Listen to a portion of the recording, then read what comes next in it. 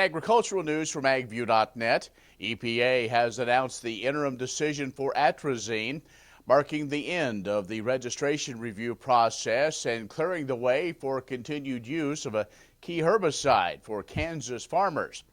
The Kansas Corn Growers Association, a founding member of the Triazine Network, that is a coalition of organizations from a variety of crops across the nation that advocates for science-based regulatory decisions for the triazine herbicides. Corn grower CEO Krissek said the announcement is a positive step forward for Atrazine. That's a product that provides needed weed control and is a valued tool in conservation tillage practices like no-till farming. The registration review has been underway since 2013, and this decision is a positive outcome for growers.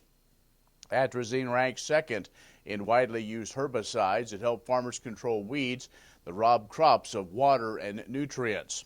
Utilized for over 60 years, Atrazine is the most researched herbicide in history and has proven safety record.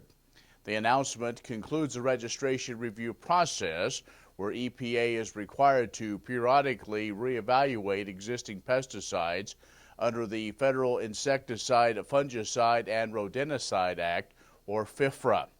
The next step for the triazines is a draft biological evaluation that's required under the Endangered Species Act, which is expected to be published sometime in October.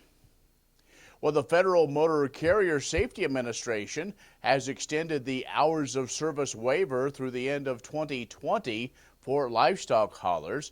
That's in response to the nationwide coronavirus pandemic.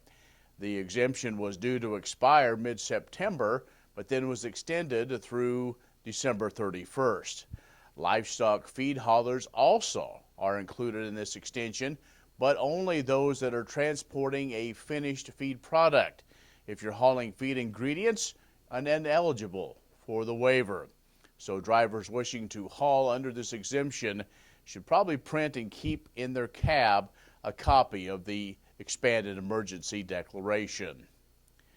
And in case you missed it, USDA will use $14 billion in available Commodity Credit Corporation funds to provide CFAP2 payments to farmers and ranchers for COVID-19 relief.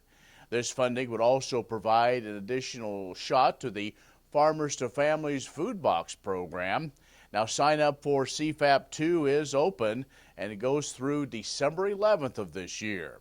Now, payments will be based on 2020 planted acres, excluding prevented planting and experimental acres. Now, payments will be equal to the greater of the eligible acres multiplied by a payment rate of $15 an acre, or the eligible acres multiplied by a nationwide crop marketing percentage, then multiplied by a crop-specific payment rate, then by the producer's weighted 2020 actual production history, or APH. You can find out more on these and other ag news at agview.net. Stay with us, more coming up.